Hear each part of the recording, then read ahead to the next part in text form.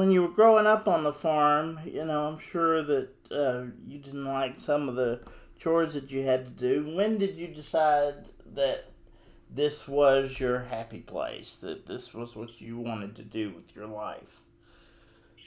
So when we had the dairy, and I guess we sold out of the dairy when I was 11 or Mm-hmm. 12 years old.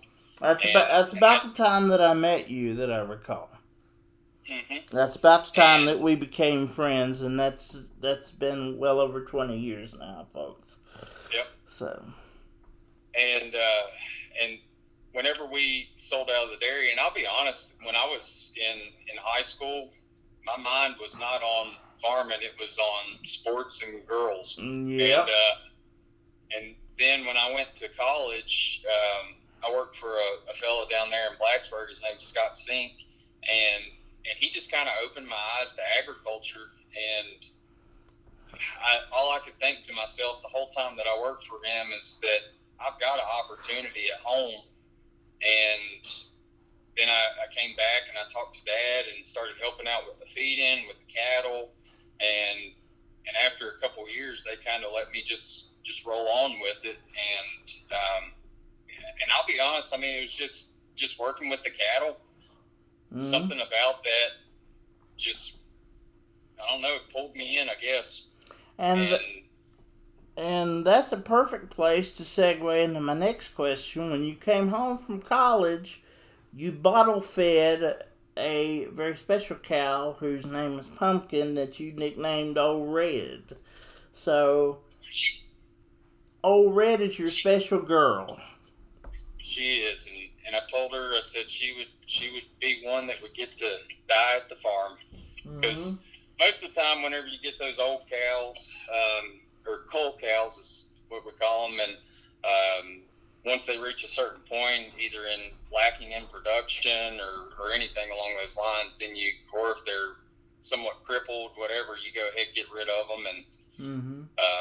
they get sold and get turned into hamburger. Mm-hmm. Uh,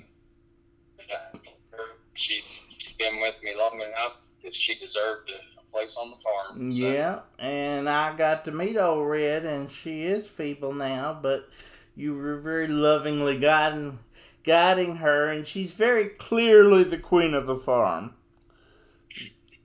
yeah, and she can also be a little bit of a pain too because she moves at her speed, and so if you got gates open and you're trying to move cattle, she's the one that you are always waiting on.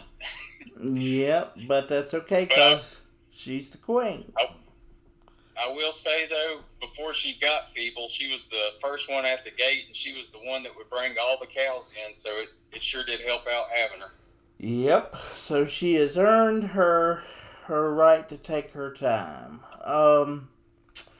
That there's a quote in here, and we ran across this a little bit, not so much, but you said nothing upsets me more than when I'm trying to feed cows and they just won't listen. They just stand there and act up, and that was baffling to me. You would think a cow, its its its greatest thing in life would be going to eat, but you're calling these cows to eat and they don't want to go. That just didn't make sense to me. Why would they not want to come running?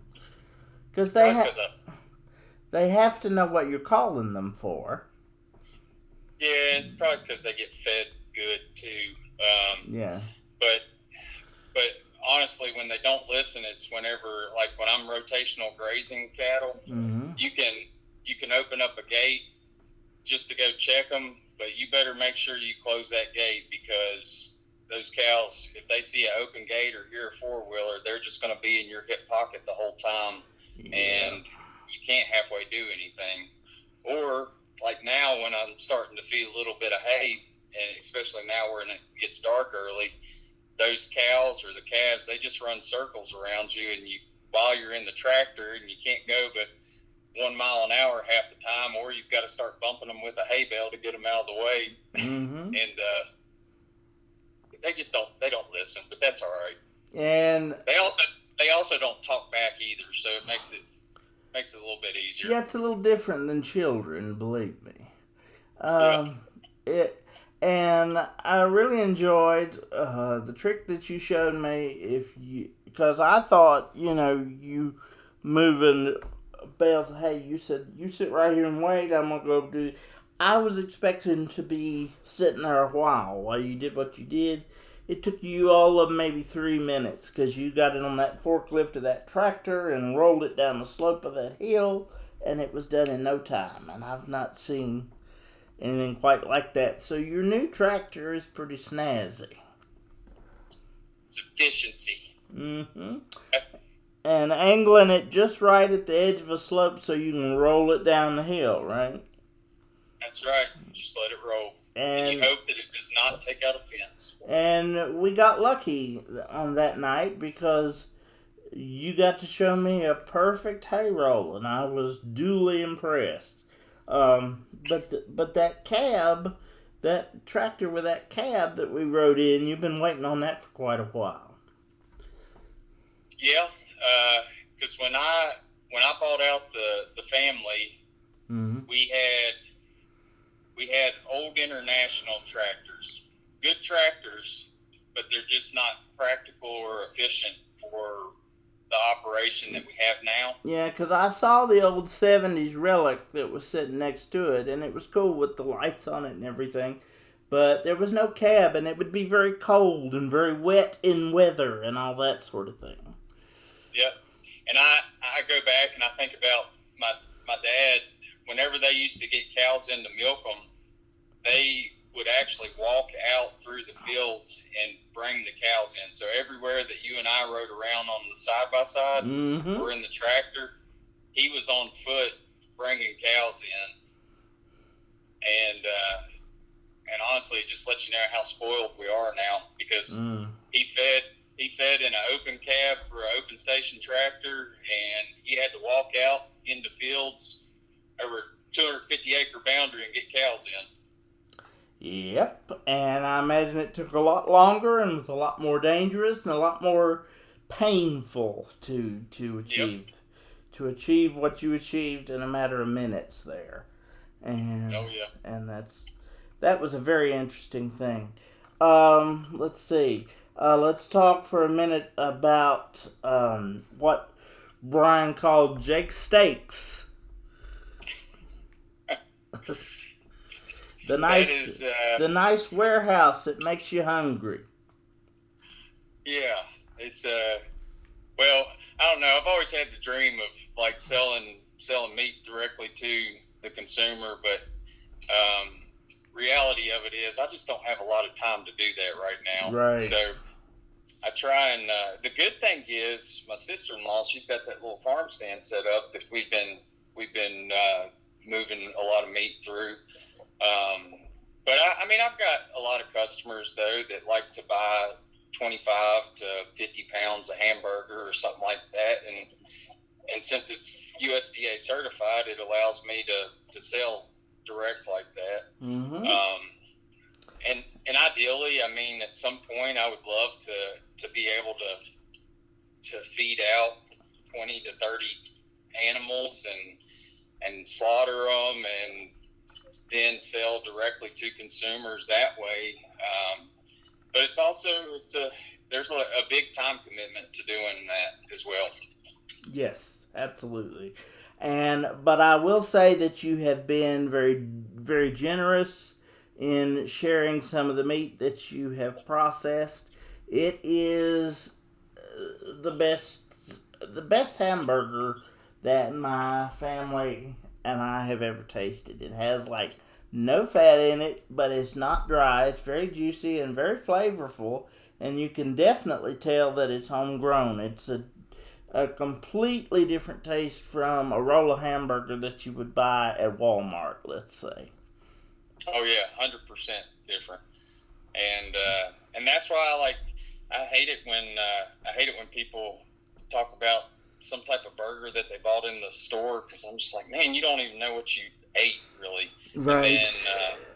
And we try and promote the buy local beef, because I mean you can work with a lot of cattle producers around here, and I guarantee almost all of them at some point have sold direct to the consumer, and you just kind of just think about it the next time, and instead of going to the grocery store and buying a pound of burger, maybe think about preparing a little bit more and buying 50 pounds or a quarter of a beef or something like that from a local farmer, because it's better food.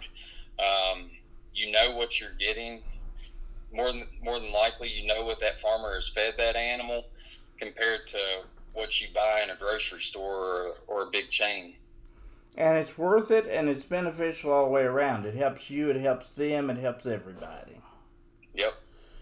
So that is fantastic. I know that with your bond with cows, I have an animal lover as far as dogs, and getting there with some cats, but cows is a new thing, and so being out amongst all the cows, I was saying, oh, that one's cute. Look at that one, the Baldy with the white stripe on top of her head. She's cute. Look at her. And you said, yeah, she's gonna be Hamburger. So evidently, and I asked you how you chose that, and you said it was just luck of the draw, really. But it depends on several things, like are you going to breed that cow? Is this cow producing, as far as or reproducing, I guess is the better word, but right. It's all a matter of economics. What cow serves what purpose, and I think it's a very interesting process. But I was like trying to get into the bonnet. Well, that one's cute. Yeah, that one's Hamburger. So, but old Red is the queen of the whole roost. And how many head of cattle do you have? I don't think I put that in the article. I mean, between cows and calves and stocker cattle, I usually have around 250 to 300 that I'm taking care of. So, one, maybe a little over one per acre. So that's interesting. So they should each have their own acre of land to feed off of. And for my operation, it's a little bit different too, because I'll buy some stocker calves, and when I say stockers, they're like 500 to 600 pound calves, and I'll just keep them in like a 5 to 10 acre feed lot and feed them instead of them actually out grazing a lot. So I'll buy from a farmer who's grazed those calves, and then I end up feeding them for a little while, and then I'll turn around and sell them breed of 5 months after. Mm-hmm.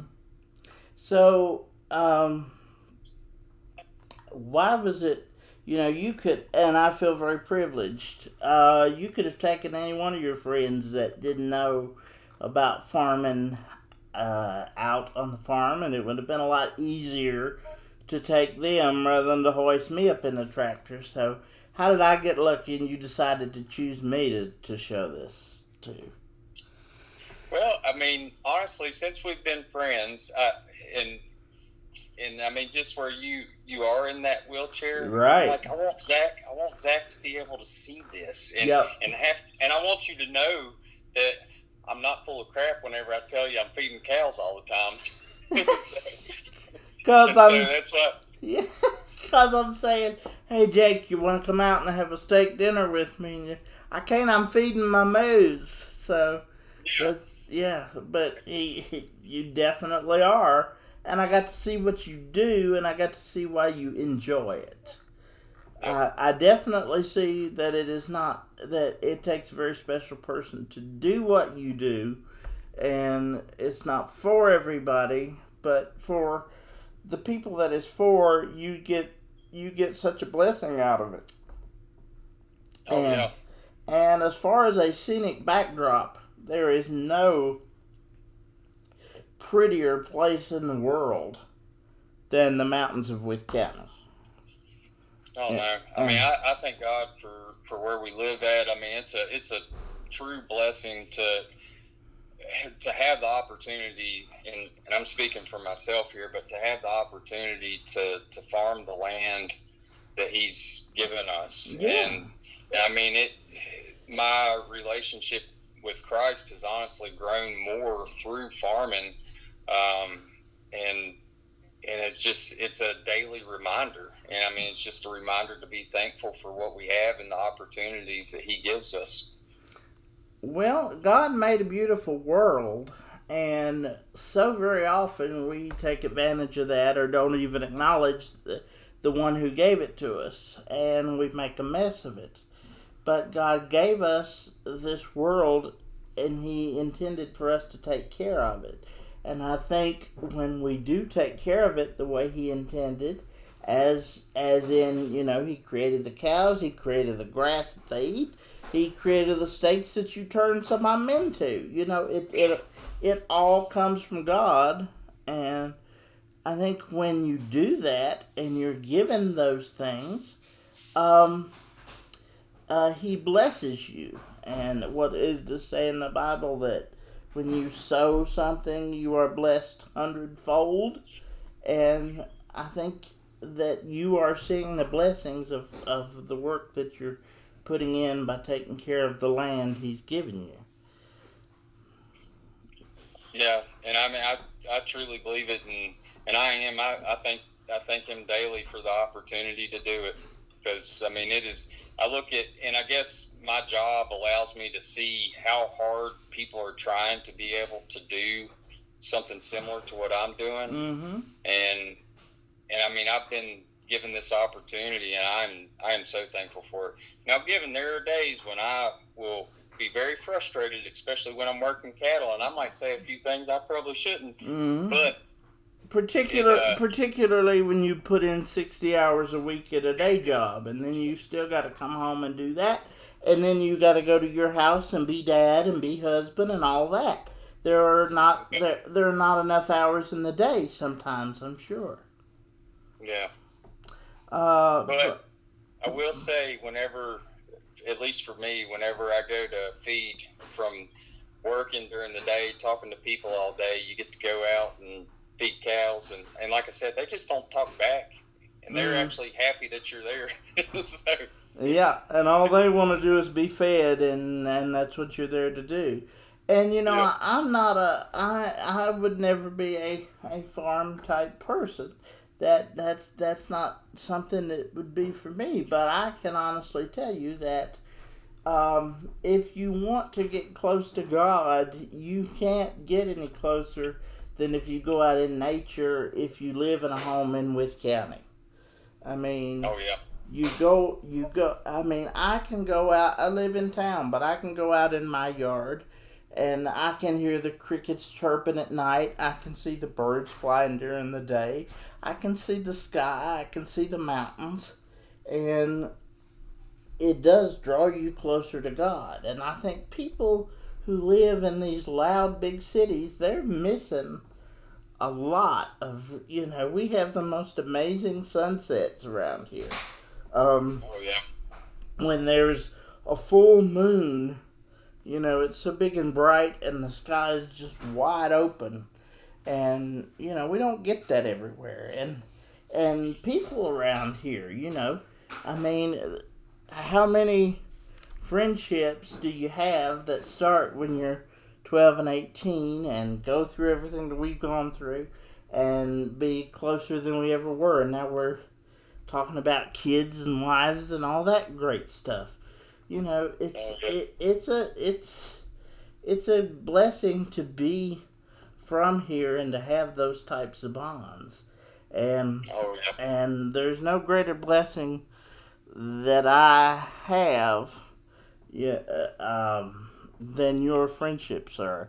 And that's where I'd like to leave it. You are truly the greatest friend I've ever had, and I hope it continues to roll and gray, man. Thank you for all you've done for me, and thank you for the great experience. I will never forget it. It's something I'll always treasure.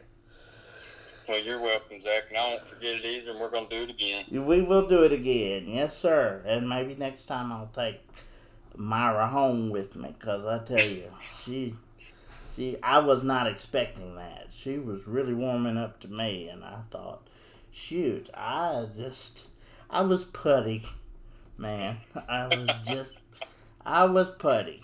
And Killy Dog is wonderful, so got to mention the great Killy Dog and Sweet Baby James. He took a minute, but he warmed up to me. And then there's Mean Martha, your bride. She's my critic. I turn all my stuff into her, and she fixes it where it needs fixing. So, but she might be a little rough sometimes, but appreciate She's her. rough on me too, so it's all right. Well, we've always had that fondness for mean women that we could pick at and they pick back. That's what we've always went for. So That's it. It keeps you honest. yeah, I guess we're gluttons for punishment, man. I don't know. So Yep. anyway, well, thank you for the time. I've enjoyed talking with you, and I love you always. You'll always be a brother to me. Well, I love you too, Zach, and thank you for having me on. No, it was fun.